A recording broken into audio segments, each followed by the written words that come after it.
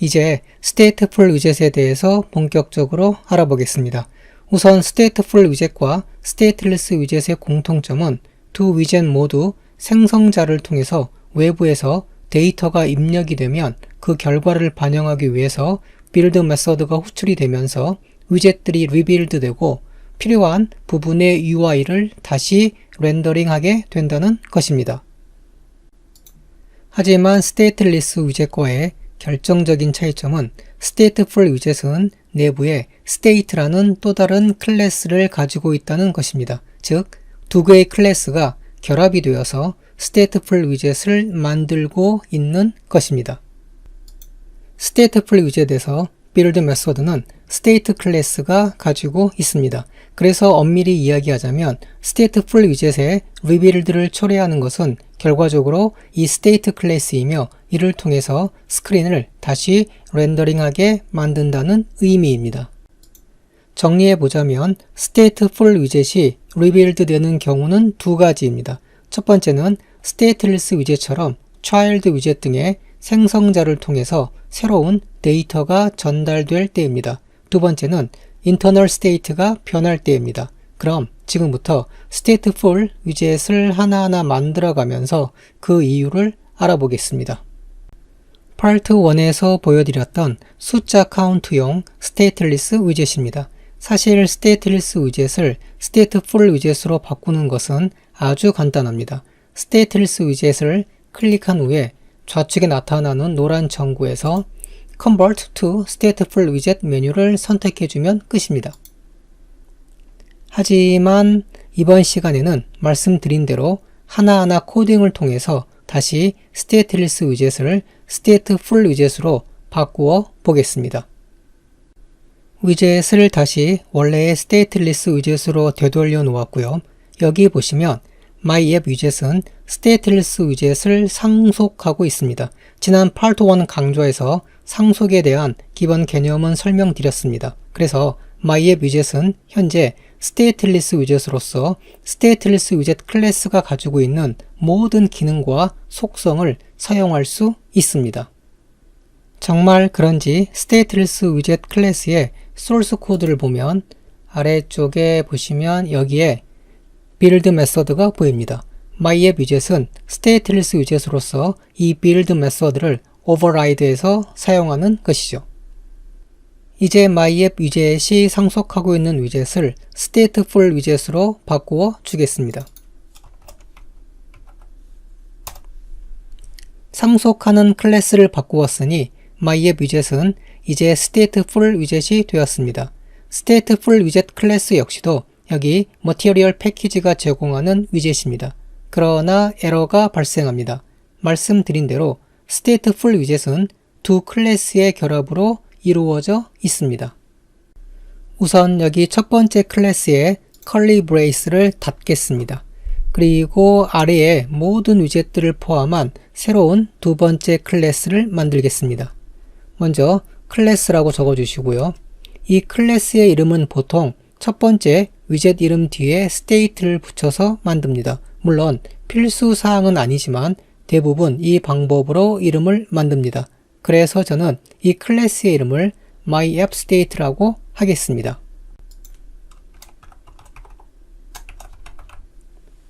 이 MyAppState 클래스는 state 클래스를 상속해야 합니다. state 클래스 역시 Material Package가 제공해주는 것이기 때문에 필요에 따라서 마음대로 사용할 수 있습니다. 그러면 이쯤에서 당연히 의문이 생깁니다. 왜 stateful 위젯은 두 개의 클래스로 이루어져 있을까요? MyApp 위젯이 상속하고 있는 stateful 위젯의 소스 코드를 보면 이번에는 위젯 클래스를 상속하고 있습니다. 그리고 이 위젯 클래스는 기본적으로 immutable 합니다. 즉, 한 번 생성되면 state가 변하지 않는다는 것입니다. 그래서 stateful 위젯 클래스를 상속받은 MyApp 위젯은 stateful 위젯임과 동시에 stateless 위젯처럼 immutable한 위젯입니다. 하지만 stateful 위젯은 반드시 state의 변화를 반영해야 합니다. 이러한 문제를 해결하기 위해서 두 개의 클래스로 나누어서 stateful 위젯인 myapp 위젯은 immutable한 특징을 유지하고 그 아래에 myappState 클래스는 mutable한 속성을 대신하게 만든 것입니다. 그럼 어떻게 이 두 클래스를 연결할 수 있을까요? 두 가지 방법이 필요합니다. 먼저 잠시 state 클래스의 source 코드를 살펴보겠습니다. 여기 보니까 state 클래스는 우리가 순한맛 23번, 24번 강좌에서 학습했던 generic 타입으로 되어 있습니다. 그리고 어떤 타입이 오든지 그 타입은 stateful 위젯을 상속받게 되어 있습니다. 잠시 기억을 되돌려보면 우리는 generic 타입을 학습할 때 circle slot 클래스와 square slot 클래스를 합쳐서 하나의 slot 클래스를 만들었고 대신 slot 클래스를 generic 타입으로 만들어서 slot 인스턴스를 생성할 때 원하는 타입을 지정할 수 있도록 했습니다. 그래서 타입이 지정되면 오직 그 타입의 객체만이 slot 클래스의 insert 함수로 전달될 수 있었습니다. 여기에서도 마찬가지입니다. myappState 클래스는 state 클래스를 상속받았고 이제 myappState 클래스는 state 클래스 타입이 되었습니다. 그리고 상속받은 state 클래스의 generic 타입을 myapp 클래스로 지정을 해준다면 이 state 클래스는 오직 myapp 클래스 타입만을 가질 수 있게 됩니다. 즉, slot 클래스의 generic 타입을 circle로 지정해주면 오직 원기둥만이 들어올 수 있는 것과 똑같은 이치입니다. 그래서 결과적으로 myappState 클래스가 stateful 위젯인 여기 myapp 위젯에 연결되는 것이라고 플러터에게 알려줄 수 있게 되는 것입니다. 그러면 왜 state 클래스는 generic 타입을 가지게 되었을까요? 바로 generic스의 장점인 코드의 재사용성 그리고 안정성과 관계가 깊습니다. 우리가 앱을 만드는 과정에서 여러 개의 stateful 위젯을 사용할 수 있습니다. 그리고 그때마다 함께 결합하는 state 클래스가 필요할 것입니다. 이때 state 클래스를 generic 타입으로 사용한다면 연결이 필요한 stateful 위젯을 선택해서 지정만 해주면 간단히 문제가 해결될 수 있기 때문입니다. 예제로 체크박스 위젯을 하나 만들었습니다. 이 체크박스 위젯 역시도 stateful 위젯입니다. 그러면 당연히 두 개의 클래스로 이루어져 있을 것입니다. 이제 체크박스 위젯의 source 코드를 보겠습니다. 그러면 예상대로 위쪽을 보시면 여기에 stateful 위젯을 상속하고 있는 체크박스란 클래스가 있습니다. 그리고 아래로 쭉 내려보시면 여기에 체크박스 state란 클래스가 존재하고 상속받은 state 클래스의 generic 타입은 이번에는 체크박스 클래스로 되어 있습니다. 즉, state 클래스를 generic 타입으로 만들어서 필요한 타입을 편하게 지정하고 그 외의 타입을 전달받지 않도록 안전장치를 해둔 것입니다. 그럼 이제 state 클래스 뒤에 angle bracket을 만들어주고 타입을 myapp으로 지정해 줍니다. 그리고 클래스 curly brace를 하나 열어줍니다. 이로써 첫 번째 연결 방법은 해결이 되었습니다. 또 한 가지 방법은 myapp 위젯 내에서 새로운 메소드를 불러와야 합니다. 바로 create state 메소드라는 것입니다. 한번 불러와 보겠습니다. 여기 보시면 create state 메소드는 state 타입으로 지정되어 있습니다. 그리고 이 state는 generic 타입으로 또 stateful 위젯이 지정되어 있습니다. 이제 create state 메소드는 반드시 state 타입의 객체를 return해야 하는데 결국 stateful 위젯 타입만이 올 수 있는 객체이어야 하며 이 객체는 여기 myappState 클래스의 근거에서 만들어진 것입니다. 이것은 바로 아래에서 myappState 클래스와 myapp 위젯을 연결시켰던 것과 똑같은 방법입니다. 이 create state 메소드는 stateful 위젯이 생성될 때마다 호출되는 메소드입니다. 스테이트리스 위젯은 빌드 메서드에서 생성한 객체를 바로 반환하지만 stateful 위젯은 이 create state 메서드에서 생성한 객체를 반환한다는 것이 중요한 차이점 중에 하나입니다. 그래서 최종적으로 이곳에 myAppState 객체를 리턴해 주겠습니다. 이로써 완전한 stateful 위젯이 완성되었습니다. 그럼 이제 에뮬레이터에서 버튼을 눌러 보겠습니다. 그런데 여전히 변화가 없습니다. 왜 그럴까요? 우리가 만든 카운터 앱은 버튼을 누르면 자동으로 숫자가 1씩 증가해야 하는데 출력을 담당하는 여기 텍스트 위젯은 stateless 위젯입니다. 즉, 파트 1 강좌에서 여러 번 설명드렸듯 state를 변화시키려면 반드시 build 메소드를 호출해서 위젯을 rebuild 하는 방법밖에 없습니다.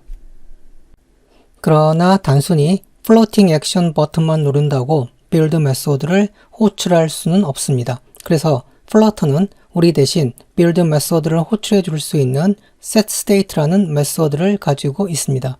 이 setState 메소드의 역할은 두 가지입니다. 하나는 매개 변수로 전달된 함수를 호출하는 것이고 또 하나는 build 메소드를 호출하는 것입니다. 그럼 이제 floating action 버튼의 onPressed 함수 내에서 setState 메소드를 불러옵니다. 그리고 이 메서드 안에 카운터를 증가와 print 함수를 넣어줍니다.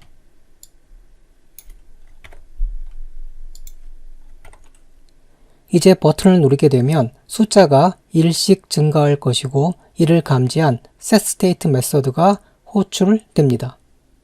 이때 setState는 카운터 변수의 숫자가 증가함에 따라서 카운터 변수를 사용하고 있는 위젯들을 표시해 주게 됩니다. 즉, 숫자의 증가로 state가 변했고 이 변화를 반영해서 다시 rebuild 해야 하기 때문입니다. 플러터에서는 setState가 표시해준 이러한 위젯들을 dirty라고 표현합니다. 현재의 경우에는 숫자의 증가를 출력해주는 이 텍스트 위젯이 dirty가 될 것입니다. 잠시 다시 위젯 트리와 엘리먼트 트리로 돌아가겠습니다. 파트 1에서 말씀드렸듯 플러터는 위젯 트리에 근거해서 엘리먼트 트리를 생성합니다. 그리고 myAppStateful 위젯을 만나면 역시나 관련된 myAppStateful 엘리먼트를 추가하지만 또한 createState 메서드를 호출해서 myAppStateful 엘리먼트와 연결된 myAppState 객체도 생성합니다. 그런데 이 myAppState 객체는 myAppStateful 위젯과 간접적으로만 연결되어 있습니다. 여기에서 특이점은 myAppStateful 엘리먼트는 위젯 관련 중요 정보들을 가지고 있지만 이번에는 메모리상에서 그 어디에도 종속되지 않은 독립된 객체로서 myAppState 객체에 대한 정보도 가지게 된다는 것입니다. 이제 setState 메서드가 호출되고 build 메서드로 인해서 state 객체가 rebuild 되면서 최종적으로 새로운 state를 반영한 새로운 myAppStateful 위젯이 rebuild 됩니다. 그러면 myAppStateful 엘리먼트에 연결이 되어 있는 myAppState 객체에 새로운 state가 저장이 되고 이제 myAppState 객체는 새롭게 rebuild된 myAppStateful 위젯을 가리키게 됩니다. 그럼 왜 myAppState 객체는 myAppStateful 위젯처럼 위젯 추리상에서 매번 rebuild 되지 않을까요? 몇 가지 이유가 있지만 우선은 비용 문제 때문이라고 말씀드리겠습니다. 가령 두 개의 로봇이 있습니다. 하나는 일반 로봇이고 하나는 변신 로봇입니다. 일반 로봇에 비해서 변신 로봇은 변신 과정에서 계속 스테이트가 바뀌어야 하고 이를 반영하려면 보다 많은 부품과 기술력 그리고 비용이 들어갈 것입니다. 플러터 입장에서 스테이트 객체는 변신 로봇에 해당한다고 우선 이해하시면 됩니다. 그래서 스테이트가 변한 스테이트 객체를 비용이 싼 stateful 위젯으로 만들어서 계속 rebuild하고 myAppState 객체는 엘리먼트 트리에서 뮤터블하게 존재하면서 필요할 때마다 새로운 state를 저장함과 동시에 새롭게 rebuild된 stateful 위젯과의 링크만을 업데이트 해준다고 우선 생각하시기 바랍니다. 자, 이제 최종적으로 에뮬레이터 상의 플로팅 액션 버튼을 눌러보겠습니다. 카운트가 아주 잘 올라가고 있죠. 이번에는 플로팅 액션 버튼 2개를 만들어 보았습니다. 하나는 숫자를 이렇게 1씩 증가시키고 하나는 숫자를 1씩 감소시킵니다. 컬럼 위젯 내에서 러우 위젯을 불러와서 버튼을 배치한 후 기능을 부여하면 됩니다. 크게 어렵지 않으니 한번 직접 만들어 보시기 바랍니다. 정답은 다음 강좌에서 알려드리겠습니다. 새벽 4개 강좌를 녹화해서 그런지 목소리가 좀 많이 잠겨 있네요. 2번에 걸쳐서 스테이트풀 위젯에 대해서 알아보았지만 어쩌면 지금까지 설명드린 내용이 다소 어렵게 느껴지는 분들도 계실 겁니다. 그렇다면 대충 스테이트풀 위젯은 이렇게 구성되는구나 정도만 이해하시면 됩니다. 그 나머지는 추후에 앱을 만들어 가면서 하나 둘씩 필요한 부분들을 이해해 나가도 충분합니다. 그리고 향후 조금 매운맛 강좌는 가벼운 기능들부터 구현하는 앱을 시작으로 점차적으로 복잡한 기능들을 구현하는 앱을 만들어 나가겠습니다. 오늘 강좌는 여기까지입니다. 코로나 바이러스 때문에 정말 많은 분들이 힘겨워 하시는 것 같습니다. 여러분들도 부디 건강 조심하시고 어려운 시간들을 잘 넘기시기 바랍니다. 그럼 다음 시간에 뵙겠습니다. 감사합니다.